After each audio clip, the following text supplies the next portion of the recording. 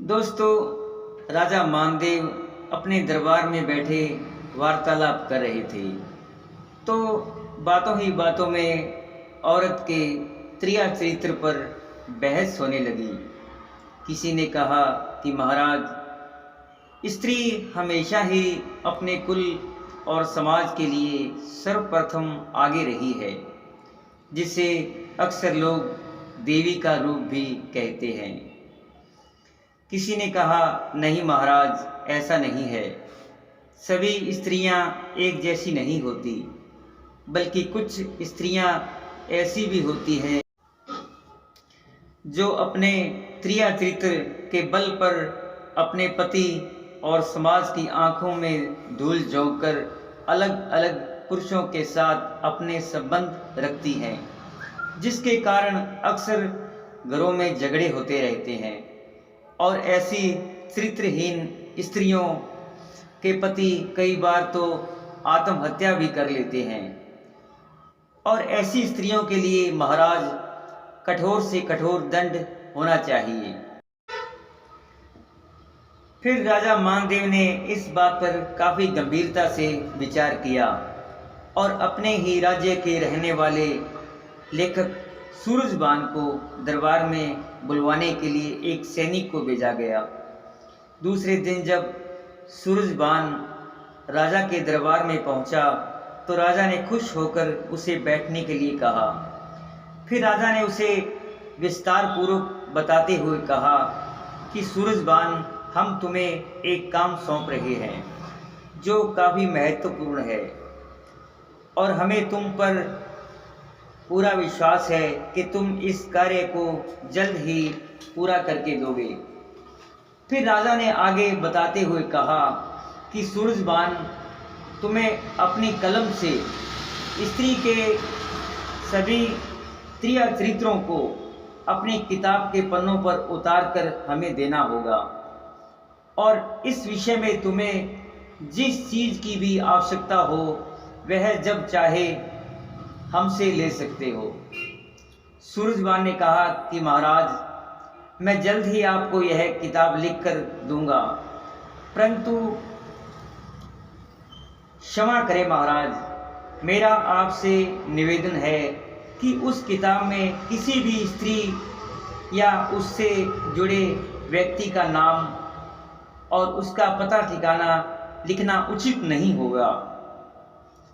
राजा को यह बात अच्छी लगी। फिर सूरजबान वहाँ से आज्ञा लेकर चला गया और अपने घर पहुंचकर अपनी ज़रूरत का कुछ सामान एक थैले में डालकर दूसरे राज्य के एक नगर में पहुंच गया। वहाँ जब पहुंचा तो शाम हो चुकी थी। फिर उसने वहाँ कुछ दिन रहने के लिए एक किराए के मकान का पता करने पर किसी ने बताया कि इस नगर में रामलाल नाम का एक जमींदार रहता है जो अक्सर लोगों को मकान किराए पर देता है।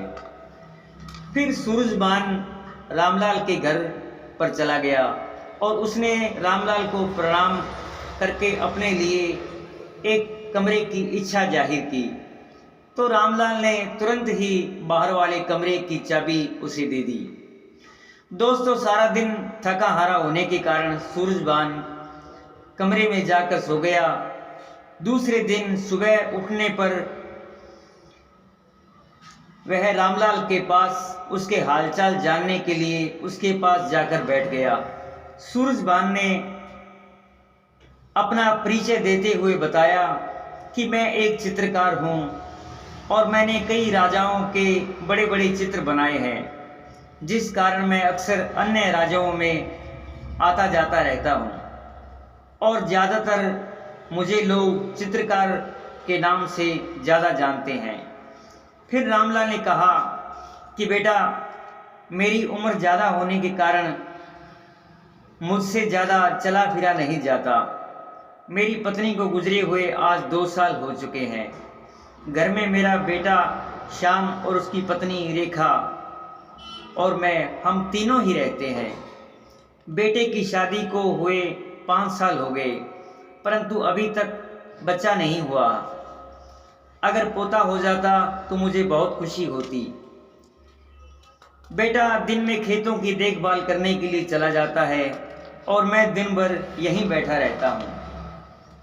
दोस्तों, रामलाल और सूरजबान बातें कर रहे थे, तभी रेखा वहाँ चाय बनाकर ले आई और चाय के 2 गिलासों मेज पर रखकर चली गई। फिर रामलाल ने कहा कि यह मेरे बेटे की पत्नी रेखा है। फिर रामलाल बोले कि तुम्हारे भोजन के लिए मैं अपने बेटे श्याम को बोल दूंगा और वह तुम्हें भोजन के समय बुलाकर ले जाएगा। फिर 2 दिन बीत जाने के दौरान सूरजबान अकेला बैठा अपने विषय में सोच ही रहा था कि रेखा उसके लिए चाय लेकर आ गई और सूरजबान को चाय देती हुई बोली, अरे कमाल करते हो चित्रकार जी, क्या आप केवल राजाओं और महाराजाओं के ही चित्र बनाते हो? कभी कभी हमारे लिए भी तो चित्र बना सकते हो। क्या मैं इतने भी सुंदर नहीं कि आपको अच्छी ना लगूं? रेखा में आए इस परिवर्तन को सूरजबान को भी सोचने पर मजबूर कर दिया। फिर उसने हिम्मत करके कहा कि नहीं नहीं, ऐसी कोई बात नहीं है, आप तो बहुत सुंदर हो। फिर दोस्तों, बातों का सिलसिला आगे बढ़ा तो बढ़ता ही चला गया। रेखा खुलकर बातें करते हुए कहा कि मुझे पहले ही दिन आपसे लगाव हो गया था। सोच रही थी कि पहले आप कुछ कहें, लेकिन आप ने कोई बात नहीं की। फिर सूरजबान ने कहा, अरे रेखा जी, यह आप क्या कहती कर रही है? मैं भला आपको कैसे कुछ कह सकता, जबकि आप तो शादीशुदा हैं। लेकिन आपके पति भी तो काफ़ी सुंदर हैं, क्या वह आपसे प्रेम नहीं करते? फिर जब रेखा ने अपनी बातों की हद पार की तो सूरजबान को लगा कि जिस विषय को पूरा करने के लिए वह अपने राज्य से निकला है, उसकी शुरुआत लगता है यहीं से होने वाली है। फिर सूरजबान ने स्त्री में छुपे हुए उसके त्रिया चरित्र को जानने के लिए उसके साथ मीठी मीठी बातें करते हुए जानने का प्रयास किया। फिर दोस्तों, सूरजबान ने रेखा से पूछा कि रेखा जी, आपकी शादी को लगभग 5 साल हो गए, लेकिन अभी तक आपके बच्चा क्यों नहीं हुआ? मेरा मतलब है, क्या कारण हो सकता है? रेखा ने कहा, दरअसल मेरी शादी से पहले मेरे पीहर में ही गांव के कुछ लड़कों से मेरे प्रेम संबंध थे, जिसके चलते कई बार गर्भ गिराना पड़ा था।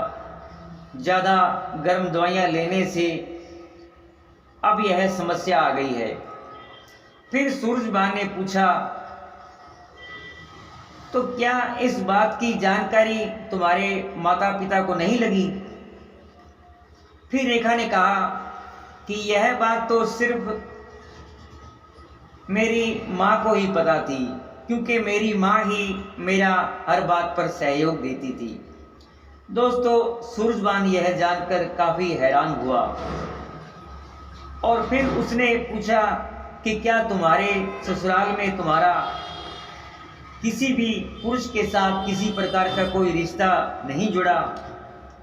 फिर रेखा ने बताया कि पहले हमारे यहाँ एक नौकर रहता था और उसी के साथ मेरे प्रेम संबंध थे, लेकिन आज तक मेरी जिंदगी में बहुत से पुरुषों से मेरे संबंध रहे हैं, जिसकी जानकारी किसी को भी नहीं है। दोस्तों, सूरजबान सोचने लगा कि यह स्त्री मेरे लिए कभी भी मुसीबत बन सकती है और यहाँ से चले जाना ही खुद के लिए अच्छा होगा। दोस्तों, सूरजबान सोच ही रहा था कि रेखा हंसते हुए बोली, अरे क्या हुआ चित्रकार जी, आप कौन सी दुनिया में खो गए? फिर सूरजबान रेखा को समझाते हुए बोला कि रेखा, यह तुम्हारे लिए सही नहीं है। तुम्हें अपने पति को धोखा नहीं देना चाहिए, बल्कि तुम्हारे पति तो तुम्हें बहुत प्यार करते हैं। फिर रेखा थोड़ा नाराज होकर बोली कि मुझे तुम्हारा ज्ञान नहीं चाहिए, और अगर तुमने मेरे प्रेम को ठुकराया तो इसका अंजाम अच्छा नहीं होगा। दोस्तों, सूरजबान यह बात सुनकर अंदर से घबरा गया, लेकिन फिर भी उसने इस बात को हंसकर टालते हुए कहा, अरे अरे रेखा जी, ऐसी कोई बात नहीं है, मैं तो बस यूं ही बात कर रहा था। दरअसल मैं तुम्हारी हिम्मत को देखना चाहता था। फिर रेखा अपने जोश के घमंड में आकर बोली, अरे साहब, डर तो मुझे उस दिन भी नहीं लगा था जब मैंने मेरी सास को दूध में जहर पिलाकर मारा था। दोस्तों, यह बात सुनकर सूरजबान के होश उड़ गए, लेकिन फिर भी हिम्मत करते हुए हंसकर बोला, अरे आप तो बहुत बहादुर निकली, लेकिन यह सब कैसे हुआ? अब यह राज भी बता दीजिए। रेखा बोली कि मेरे पति के सगे चाचा का बड़ा लड़का पहले हमारे यहाँ रहता था, और हम देवर भाभी में काफ़ी मजाक होती रहती थी, जो एक दिन प्रेम संबंध में बदल गई। लेकिन एक दिन अचानक मेरी सास ने हम दोनों को इकट्ठा देख लिया था। इस बात से मैं डर गई कि यह बात मेरे पति को कहीं बता ना दे। फिर मैंने अपने पीहर में रहने वाले किसी जानकार से जहरीली दवा मंगाई और उसे दूध में मिलाकर दे दिया था, और कुछ दिनों बाद तो मेरे देवर की शादी हो गई थी, और इस बात का किसी को भी आज तक पता नहीं चला कि मेरी सास की मृत्यु कैसे हुई। दोस्तों, फिर सूरजबान ने सोचा कि यहाँ रहना अब खतरे से खाली नहीं है, और तभी उसने रेखा से कहा कि रेखा, मुझे लगता है कि शायद कोई आ जाएगा।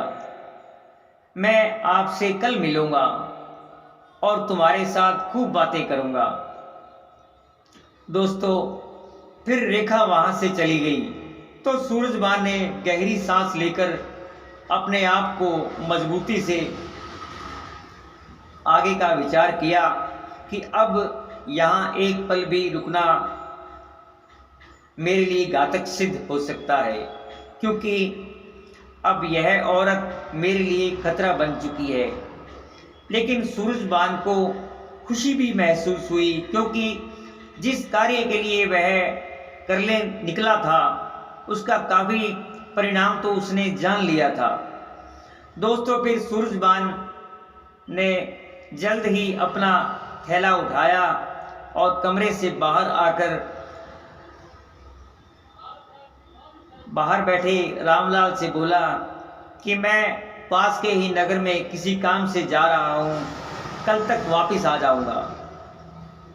फिर सूरजबान जल्दी जल्दी वहाँ से उस नगर से काफ़ी दूर दूसरे नगर के नज़दीक जाकर रास्ते में एक बड़े पेड़ के नीचे बैठकर आराम करते हुए सोचने लगा कि जिस काम को करने के लिए राजा ने सौंपा था उसे पूरा करने के लिए मुझे अभी और कठिनाइयों का सामना करना पड़ेगा। और इन्हीं विचारों को सोचते सोचते सूरजबान को नींद आ गई। दोस्तों, फिर थोड़ी ही देर बाद उसी पेड़ के नीचे बैठने के लिए एक लकड़हारा कुछ लकड़ियां लेकर आया, और उसने जैसे ही लकड़ियां जमीन पर रखी तो सो रहे सूरजबान की आंख खुल गई। फिर सूरजबान ने उस लकड़हारे से पूछा कि क्या मित्र, तुम बता सकते हो कि यहाँ आगे जाने वाला नगर कितनी दूर है? तो उसने बताया कि ज़्यादा दूर नहीं है, मैं भी इसी नगर का रहने वाला हूँ, अगर तुम चाहो तो मेरे साथ चल सकते हो। फिर बातों ही बातों में दोनों की मित्रता हो गई और दोनों नगर की ओर चल पड़ी। लकड़हारे ने बताया कि मेरा नाम महेश है और मैं कुछ दिन जंगलों में घूमकर लकड़ियां इकट्ठी कर लेता हूं और बाद में उसे बेचकर अपनी आजीविका चलाता हूं। और घर में मेरी पत्नी और 2 साल की बेटी है। फिर लकड़हारे सूरजबान का परिचय पूछ लिया तो सूरजबान ने बताया कि मैं अच्छी गाय और भैंसों को खरीदने और बेचने का काम करता हूँ, जिस करके मुझे कई नगरों में जाना पड़ता है और कई कई दिनों तक अपने घर भी नहीं जा पाता। दोस्तों, लकड़हारा सूरजबान की बातों से काफ़ी प्रभावित हुआ, लेकिन शाम होने के कारण सूरजबान के आगे जा पाना संभव नहीं था। फिर सूरजबान को लकड़हारे के आग्रह करने पर उसे लकड़हारे के घर पर ही रात गुजारनी पड़ी और सुबह होने पर सूरजबान ने लकड़हारे को धन्यवाद कर अपने नगर की ओर चल पड़ा। और चलते चलते दोपहर होने पर सूरजबान को प्यास लगी तो पानी पीने के लिए उसने इधर उधर देखा तो काफी दूर उसे खेतों के बीचों बीच बना एक घर दिखाई दिया। दोस्तों, फिर पानी पीने के उद्देश्य से उस घर के पास जाकर उसका दरवाज़ा खटखटाया और कुछ ही देर में एक सुंदर स्त्री ने दरवाज़ा खोलकर पूछा कि बोलो, क्या चाहिए।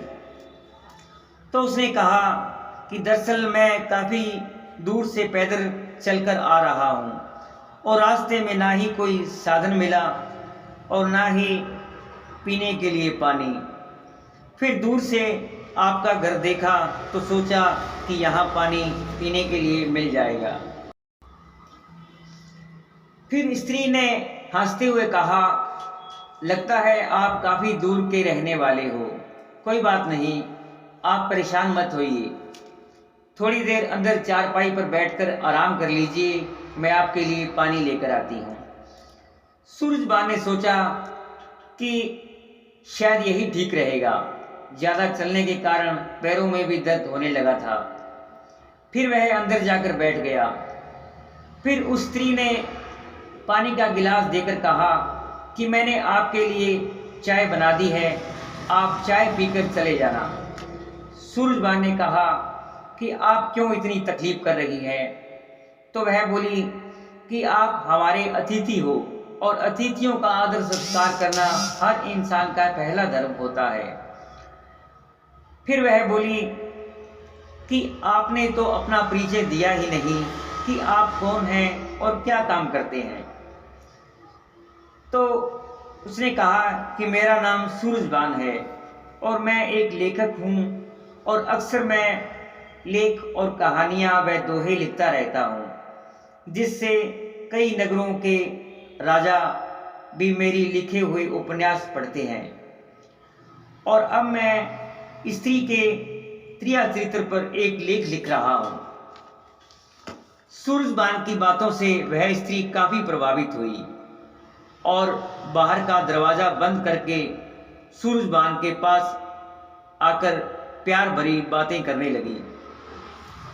तभी सूरजबान ने कहा कि अरे अरे, यह आप क्या करती हैं? अगर किसी ने देख लिया तो हम दोनों के लिए मुसीबत खड़ी हो जाएगी। आप ऐसा ना करें, कृपया करके दरवाज़ा खोल दीजिए।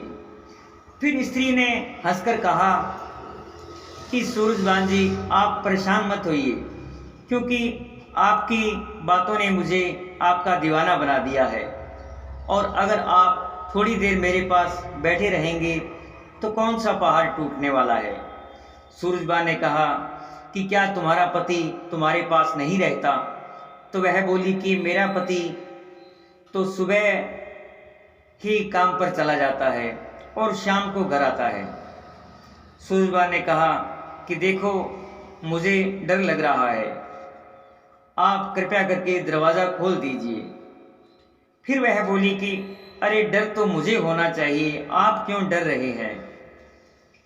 लेकिन दोस्तों तभी दरवाजे पर दस्तक होती है और बाहर से दरवाजा जोर जोर से खटखटाने लगता है। तो तभी दोनों घबरा जाते हैं। सूरजबान ने कहा, लगता है आज तुम्हारे कारण मैं इस मुसीबत में फंस गया हूं, अब जल्दी से दरवाजा खोल दो। स्त्री ने कहा, लगता है मेरा पति ही दरवाजा जोर जोर से खटखटा रहा है, अगर तुम्हें मेरे साथ देख लिया तो अनर्थ हो जाएगा। तुम ऐसा करो, इस बड़े संदूक में छुप जाओ, फिर जैसे ही मेरा पति बाहर चला जाएगा मैं तुम्हें बाहर निकाल दूंगी। सूरजबान डर के कारण मरता क्या ना करता। फिर जल्दी जल्दी से उस स्त्री ने संदूक को खोला और सूरजबान को अंदर बिठाकर उसको बंद करके उस पर बड़ा सारा एक ताला लगा दिया और फिर जाकर बाहर का दरवाज़ा खोला।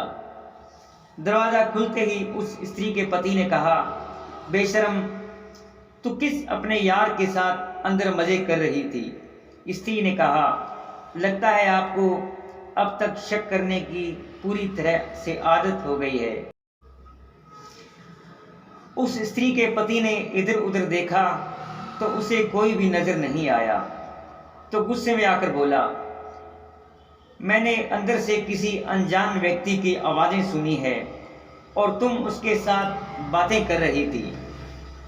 फिर दोस्तों उस स्त्री ने अपने प्रिय चरित्र के बल से हंसते हुए अपने पति को कहने लगी कि जब से हमारी शादी हुई है तब से तुम मुझ पर शक करते रहे हो, परंतु आज तक तुमने मुझे किसी के साथ भी नहीं देखा। यह तुम्हारे लिए अच्छी बात नहीं है। फिर उसने पति से कहा, अरे मैंने खुद अपने कानों से अंदर किसी की आने की आवाज़ें सुनी है। दोस्तों इन दोनों में होने वाली बातों को सूरजबान संदूक के अंदर बैठा सुन रहा था। फिर उस स्त्री ने नाटकीय अंदाज में गुस्से से कहा कि हाँ हाँ, मैंने तुम्हारे जाने के बाद अपने यार को घर पर बुला लिया था और उसके साथ मज़े लूट रही थी।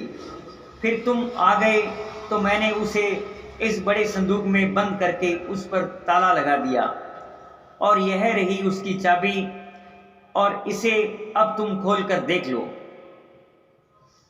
यह बात सुनते ही संदूक में छुपे हुए सूरजबान ने सुनी तो उसे लगा कि अब यह स्त्री उसे जान से मरवाकर ही दम लेगी। दोस्तों यह तो स्त्री का प्रिय चरित्र था जो उसने चला था। उसने चाबी को अपने पति के हाथों में जबरदस्ती देकर कहा कि इसे खोलकर देख लो। फिर उसका पति कुछ देर तक चुपचाप बैठा रहा, फिर अपने घर से बाहर की तरफ चला गया। जब स्त्री को यह विश्वास हो गया कि अब उसका पति यहाँ पर नहीं है, तो जल्द ही उसने संदूक पर लगे ताले को खोलकर सूरजबान को बाहर निकाला।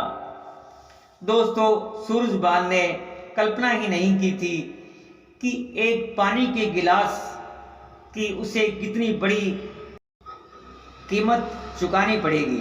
फिर उस स्त्री ने हंसते हुए कहा कि अरे आप तो डर गए थे, डरने वाली तो कोई बात ही नहीं थी। फिर सूरजबान ने कहा कि मैंने सोचा भी नहीं था कि आप मेरे साथ ऐसा सलूक करोगी। जब आपको डर ही नहीं लगता था तो आपने मुझे डरकर संदूक में क्यों बंद किया?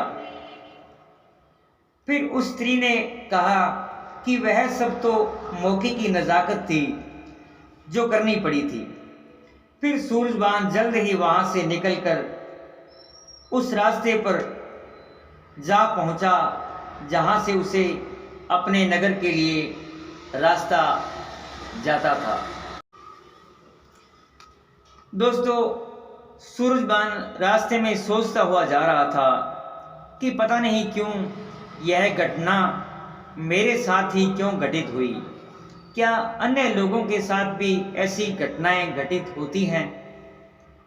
दोस्तों, सूरजबान को अब इस बात की खुशी भी थी कि जिस त्रिया चरित्र को वह लिखना चाहता था उसकी बहुत सी जानकारी उसने जुटा ली थी। फिर कुछ दिन अपने घर पर रहकर